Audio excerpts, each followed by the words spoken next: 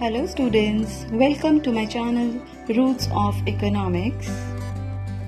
Topic for this video is effects of inflation.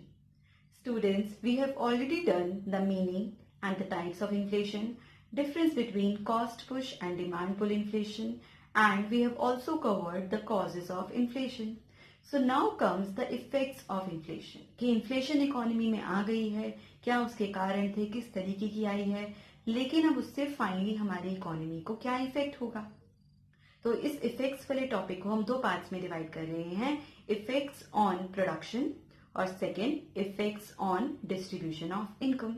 तो पहले करते हैं effects on production. Effects on production को भी हमने फर्दर दो पार्ट्स में डिवाइड करा है, beneficial effects and adverse effects. तो यहाँ पर बेनिफिशियल इफेक्ट्स का मतलब हम पॉजिटिव इफेक्ट्स की बात कर रहे हैं और एडवर्स इफेक्ट्स का मतलब हम नेगेटिव इफेक्ट्स की बात कर रहे हैं। तो पहले हम बेनिफिशियल इफेक्ट्स से स्टार्ट करते हैं। प्रोड्यूसर को क्या फायदा होगा इन्फ्लेशन से, ये लिखकर आना है इस पॉइंट में। तो आप सोचो कि जो भी प्रोड्यूसर्स होते हैं वो जो भी हम इकोनॉमी में चीजें सेल कर रहे हैं, जो उनको प्राइस मिल रहा है उसी प्राइस से उनका डिसाइड होगा प्रॉफिट मार्जिन। तो इकोनॉमी में जब इन्फ्लेशन होती है, हमारी इकोनॉमी में प्राइसेस इंक्रीज कर रहे हैं, तो वो हमारे प्रोड्यूसर्स को एक इंसेंटिव देते हैं प्रोडक्शन को इंक्रीज करने का। प्रोड्यूसर्स को अगर ये दिख रहा है कि इकोनॉमी में प्राइसेस बढ़ रहे हैं, तो उनको ये लगता है कि अब उनके पास एक चांस है ज्यादा प्रॉफिट कमाने का, तो वो प्रोडक्शन को ज्यादा करते हैं और वो क्या करते हैं, ज्यादा प्रॉफिट मार्जिन कमाते हैं। तो ये तो हो गया एक बेनिफिशियल इफेक्ट्स कि अगर आपको अपनी कंट्री में प्रोडक्शन को इंक्रीज करना है तो आपको अपने प्रोड्यूसर्स को क्या करना पड़ेगा, एक इंसेंटिव देना पड़ेगा। तो इन्फ्लेशन की फॉर्म में उनको ऑटोमेटिक इंसेंटिव मिल रहा है ज्यादा प्रोडक्शन करने का। Clear? So effects of production में ये हमारा हो गया प्लस पॉइंट। फिर हम आते हैं एडवर्स इफेक्ट्स में। अब नुकसान क्या है? सबसे पहला नुकसान है होर्डिंग एंड ब्लैक मार्केटिंग। जब भी हमारी इकोनॉमी में प्राइसेस इंक्रीज करते हैं तो दो तरीके की होर्डिंग होती है, एक होती है प्रोड्यूसर्स की तरफ से और दूसरी होती है कंज्यूमर्स की तरफ से। कैसे? प्रोड्यूसर्स को ये लगता है कि हमारी इकोनॉमी में प्राइसेस बढ़ रहे हैं और आगे आने वाले टाइम में तो और ज्यादा इंक्रीज करेंगे, तो वो अपनी सप्लाई को क्या कर देते हैं, कंट्रोल करते हैं। वो सारा सामान गोडाउन में जाके रख देते हैं और गुड्स की क्या करते हैं, होर्डिंग करते हैं। क्लियर? मार्केट तक ये बात पहुंचने नहीं देते कि उनके पास सामान पड़ा हुआ है। वो ये दिखाते हैं कि इकोनॉमी में क्या हो रही है, शॉर्टेज है, किसकी, गुड्स की। क्लियर? और वो इस सारी कमोडिटीज को जिसको वो स्टोर करके रख रहे हैं वो मार्केट तक कब लेकर आएंगे, जब प्राइस उनके फर्दर इंक्रीज कर जाएंगे। इन सब के पीछे उनका मोटिव क्या है, ज्यादा प्रॉफिट कमाने का मोटिव। सिमिलरली कंज्यूमर्स को भी ये लगता है जब भी इकोनॉमी में इन्फ्लेशन आती है कि हो सकता है कि फ्यूचर में इन्फ्लेशन जो है और ज्यादा तेजी से इंक्रीज करे, तो कंज्यूमर्स भी क्या करते हैं, बल्क में सामान खरीद कर अपने घर में रख लेते हैं, सो दैट फ्यूचर में जब प्राइसेस बहुत ज्यादा हाई होंगे तो उनको ज्यादा दिक्कत ना आए, उनके पास पहले से सामान होगा। क्लियर? लेकिन ये होर्डिंग के चलते इकोनॉमी में क्या हो जाता है, black marketing. Clear? Black marketing हो जाती है। जिस इंसान के पास सामान है वो उसको लोगों तक फर्दर हायर प्राइसेस में सेल करता है। सो इकोनॉमी में करप्शन आ जाती है। So this was first adverse effect under production. Second आपका है इसमें रिड्यूसेस कैपिटल फॉर्मेशन। स्टूडेंट्स, जब आपको ये दिख रहा है कि इकोनॉमी में क्या हो रहा है, इन्फ्लेशन आ गई है, इन्फ्लेशन आने का मतलब आपकी परचेजिंग पावर कम हो गई है, आपके पास जितनी भी इनकम है अब उस इनकम की वैल्यू आपके लिए क्या है, कम है। तो आप क्या करोगे, अपनी सेविंग्स को रिड्यूस कर दोगे, क्योंकि आपकी इनकम तो गिवन है लेकिन प्राइसेस बढ़ रहे हैं। तो कह सकते हैं कि हमारी रियल इनकम कम हो गई है क्योंकि हमारे पैसे की वैल्यू रिड्यूस कर रही है। तो हम सेविंग्स क्या करेंगे, कम कर देंगे। और इकोनॉमी में अगर हर इंसान ऐसा करेगा, सेविंग्स रिड्यूस हो जाएंगी, तो क्या इन्वेस्टमेंट हो पाएगी? डेफिनेटली नॉट, बिकॉज सेविंग से ही तो क्या बनती है, इन्वेस्टमेंट। सेविंग कम होने के कारण इन्वेस्टमेंट भी कम हो जाएगी। क्लियर? और इन्वेस्टमेंट का दूसरा नाम क्या होता है, कैपिटल फॉर्मेशन। तो हमारा पॉइंट बन गया reduces capital formation. Clear? Inflation होने से सेविंग कम होती है और सेविंग कम होने से हमारी इन्वेस्टमेंट भी कम हो जाती है। So this was second adverse effect. Third हमारा है प्रोडक्शन ऑफ लग्जरीज।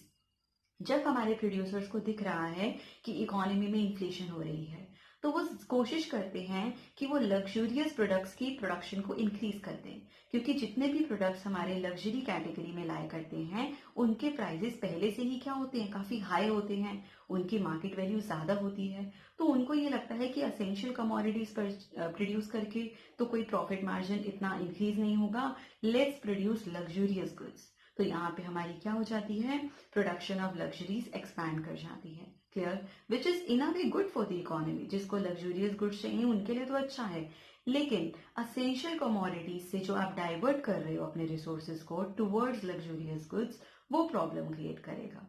इकोनॉमी में आप क्या कर रहे हो, सप्लाई की शॉर्टेज कर रहे हो, जो जरूरतमंद चीजें हैं वो लोगों तक नहीं पहुंच पा रही हैं। सो this becomes another adverse effect of production. Next आपका है डिटीरियोरेटेड क्वालिटी। जब हमारे प्रोड्यूसर को ये लगता है कि प्राइसेस बढ़ रहे हैं, अब हमारे पास चांस है कि हम ज्यादा प्रोडक्शन करते हैं। क्लियर?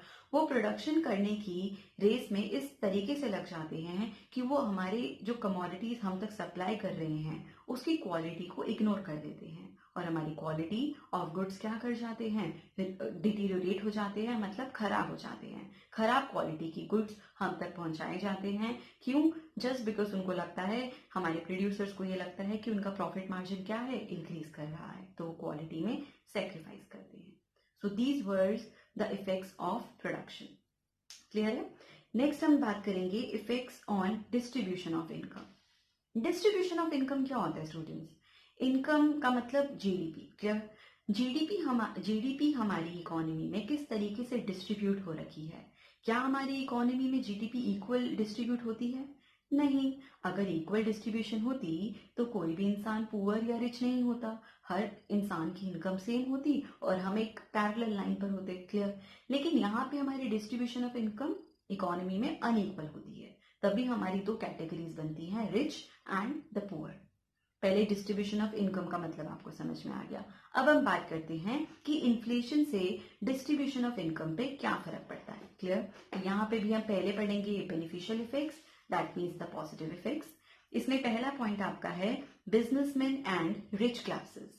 जो हमारे बिजनेसमैन हैं या जो रिच क्लास ऑफ सोसाइटी को बिलोंग करते हैं, उन्होंने तो क्या करना है, उनको कोई इफेक्ट नहीं होता इन्फ्लेशन का। वाई? वो तो क्या है, प्रोडक्शन लाइन में है, वो तो बिजनेस लाइन में है, उनको तो इनफैक्ट फायदा होगा। क्लियर?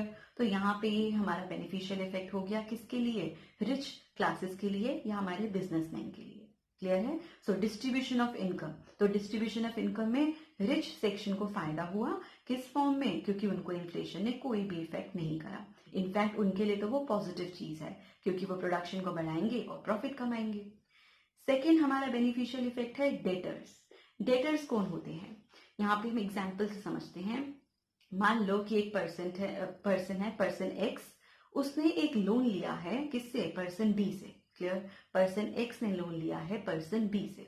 पर्सन एक्स ने जब लोन लिया तो उस टाइम पर इकोनॉमी में एक पर्टिकुलर इन्फ्लेशन लेवल चल रहा होगा। मान लो कि उसने पर्सन बी से लोन लिया है, कितना, 1000 रुपीज। क्लियर? अब फ्यूचर में जब पर्सन एक्स को पर्सन बी को लोन रिटर्न करना है, क्लियर, लेकिन फ्यूचर में क्या हो गई है, ड्यूरिंग द टाइम हमारे प्राइसेस इंक्रीज कर गए, इकोनॉमी में इन्फ्लेशन आ रही है, तो वो 1000 की वैल्यू जो आज की डे में उसके लिए 1000 की बहुत ज्यादा वैल्यू है, वो फ्यूचर में जाके उसकी वैल्यू कम हो जाएगी। तो हमारे डेटर को, जो कि लोन ले रहा है, उसको ये लगेगा कि अब मुझे कम पैसा लौटाने की जरूरत है। इन अ वे 1000 बाद में भी 1000 ही रहेंगे, लेकिन जो उसकी वैल्यू है वो रिड्यूस कर जाएगी। क्यों? क्योंकि इन्फ्लेशन से हमारी परचेजिंग पावर फॉल कर जाती है। तो पर्सन एक्स को ये लगेगा लोन वापस करते टाइम कि मैं अपनी पॉकेट से कम पैसे दे रहा हूं। क्यों? क्योंकि वो 1000 की उतनी वैल्यू तो है नहीं जितनी उस टाइम पर थी जब लोन लिया था। सो इन अ वे हमारे डेटर को ये लगता है कि इन्फ्लेशन उसके लिए क्या है, एक पॉजिटिव इफेक्ट है। क्लियर? नेक्स्ट हमारा है फार्मर्स। फार्मर्स को भी फायदा होता है। कैसे?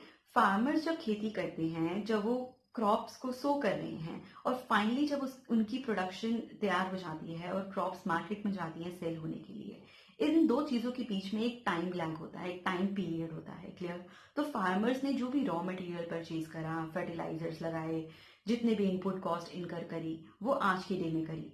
लेकिन फ्यूचर में जाके जब कमोडिटी सेल हो रही हैं, तब क्या हो गई हैं? प्राइसेस इंक्रीज कर रहे हैं। तो उनका जो भी सामान तैयार हुआ है उसके उनको क्या मिलेंगे?